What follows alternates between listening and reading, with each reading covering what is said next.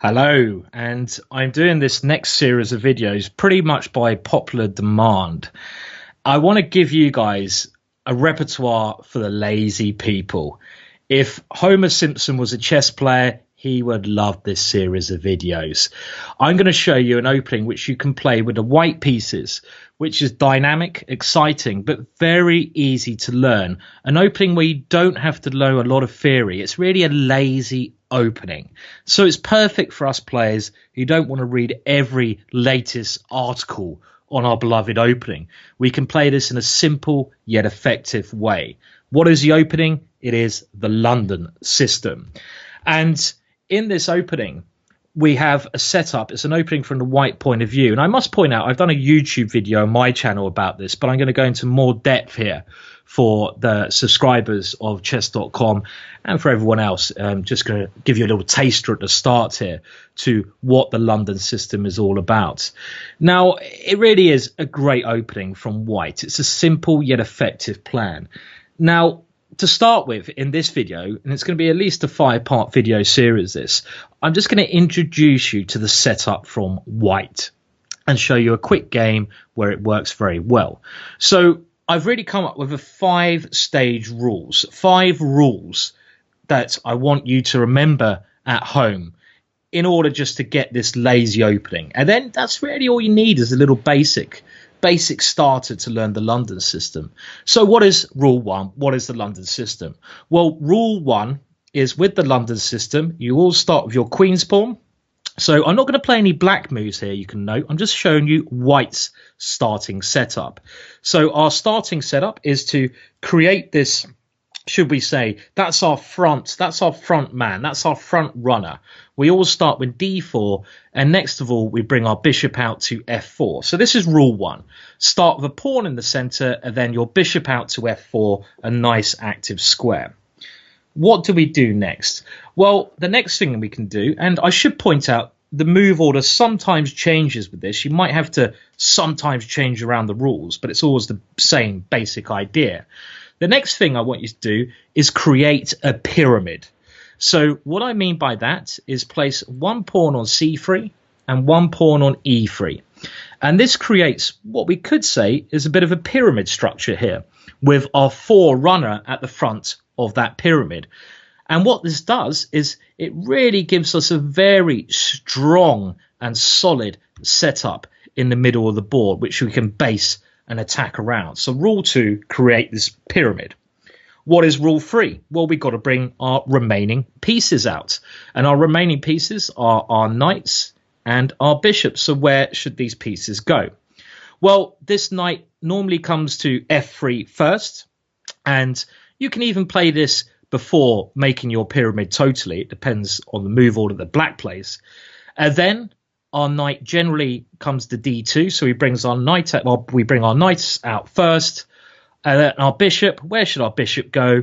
It should sit just behind the pyramid on d3, because this is a very aggressive bishop pointing over at black's kingside, and this works especially true when he castles, as we'll see very shortly. So this is rule 3. And what's rule 4 and 5? Well, rule 4 often is knight to e5. This is a very good starting attack. And rule 5 is a flexible rule, which we must come on to later. So actually, I'm really calling this really only four rules. Rule 5 could be h4, depending on the situation, or e4. But as the videos go on, we'll see a bit more about that. But let's just stick to those 4 rules for now. So that's really all you need to know the basic setup of this London system. But now for subscribers to chess.com, we'll have a look at this in more depth and look at a beautiful game where white used this setup to destroy his opponent. So I'm going to now bring up this game and we can see exactly, I think, a model game for this setup. And I'm going to talk a little bit more about this kind of idea, a little bit, go into some more depth about the moves. And also here, it's going to be a little bit trickier because black's going to be playing moves as well. Always a pity when your opponent plays moves, but it has to happen at times. So let's do this again. Speaking about the rules we know. So d4, this is the head of our pyramid. Knight to f6. And now what's our next move? Bishop to f4. And after this move, well, Black has a number of setups, but in the first couple of videos for this series, we're concentrating on setups where Black plays d5. And again, you can see there is some flexibility here. Black could have played d5 and move 1, could have played it on move 2. And I'm going to talk a bit more about Black's other setups a little bit later. But just to clarify, against this move d5, we're going to stick with our pyramid. But if Black doesn't play the move d5 and instead goes for some plan with g6, which is kind of, we should say, an Indian structure, King's Indian structure, even a, should we say, Grunfeld structure, in this type of position, we don't create the full pyramid. This is where we have to change things a little bit, but I won't confuse you there. For the first couple of videos, we're concentrating on the move d5 and these types of positions. Now, I would play e3 here. The actual game in question took a different move order, but it's really not so important. And now c5, and now c3, creating our pyramid. Knight to c6 here. And this is the first little tricky moment actually here. And move order is so important when you're playing chess. Now, at the start, we've done, by the way, rule 1, and we've done rule 2, create our pyramid.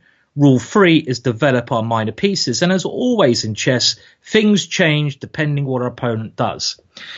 I did say at the start, knight to f3 is the normal move you play. In this position, it's actually a slight mistake. One move you always watch out for in the London system is queen to b6. This is a move which is quite annoying. And if Black is getting ready to play this after you've done stage 1 and 2, I always prefer moving my knight to d2 first. Why is this? Well, now if queen to b6, we don't have as many problems down on b2 as he would if the knight was still sleeping. And the common way of meeting queen b6 is with queen b3. Now, don't fall asleep and think, oh, my words, it's an ending. Oh, no, I don't want to do this. Look, when you're playing chess, you have to be willing to take all types of positions on. And this is a very comfortable ending. While I'm doing this video, I've just been watching the World Blitz Championships and Rapid Championships, and it's amazing to see how many London systems have been played there. In actual fact, Magnus Carlsen, the current world champion, has been playing the London system, this particular variation that we're going to demonstrate in most of his games. So it's going to be a very, I think, attractive opening soon, and it is already. Now, the idea of this queen b3 is that if Black ever takes the queens, you get a very nice pawn structure and an open A file. So you're slightly better here. That's all we need from the opening. If Black ever pushes on with c4, you've made him push his pawn on. So that pawn is not attacking the top of our pyramid, the d4 square anymore. So here we don't exchange queens. We slip the queen back to c2. And what we want to do next in most positions, let's say after e6, is attack that pawn Black's moved with b3. And this is the same idea we just saw. If Black takes on b3, we open up the A file and we get a bigger center because we have more pawns in the center of the board. And why is it important in this position to have our knight on d2? Well, the reason is, let's go back. If we went knight to f3 first, let's say instead of knight d2, and now queen b6, queen b3, c4, queen c2. Black has a very frustrating move here. Bishop to f5. And this is offering the bishop, but if we take the bishop, queen takes b2. And the difference here is our knight is on b1, so we can't play rook to b1. And this wouldn't be a problem in our preferred move order. So as you can see, I'm going into some detail, but I want to try to cover you as much as I can here. Anyway, let's go back to the game in question. And the game in question continued a little bit differently. We got our setup, so let's just get around here. And Black played e6 and then bishop to e7. Now, there are two ways Black normally plays in this kind of position. Okay, I want to move my knight to f3. I just want to make that clear, but it doesn't matter too much. It's the same idea. Black can either move his bishop to e7 or bishop to d6. Now, if he ever blinks his bishop on c8 out first, we should then go queen to b3 because b7 is weak, but no top players play this. Now, after bishop to e7, I think we have a very attractive attacking possibility here, and I don't think bishop to e7 is a very good move. I'm going to show you why now. Bishop to d3 we've created and finished stage 3 now. Now, there's a number of moves that black can play here, but we're following the game in question. Let's say a move like a6. Castles will be similar. What was our next stage? Stage 4.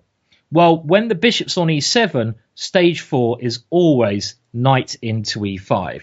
This frees our queen up and it gives us great energy in the position.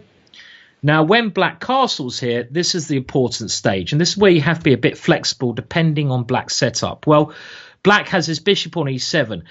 And in this kind of position, I try to avoid castling myself because we want to checkmate black.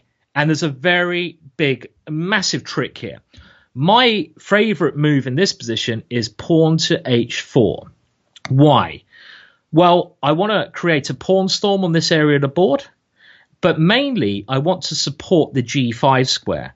And this is a deadly idea, very, very nasty idea for black. Black has to be extremely careful in these positions. Now, if he doesn't do anything, we can simply push g4, g5, and etc. attack. And our king is quite safe here because of the pyramid defending it. We don't need to castle.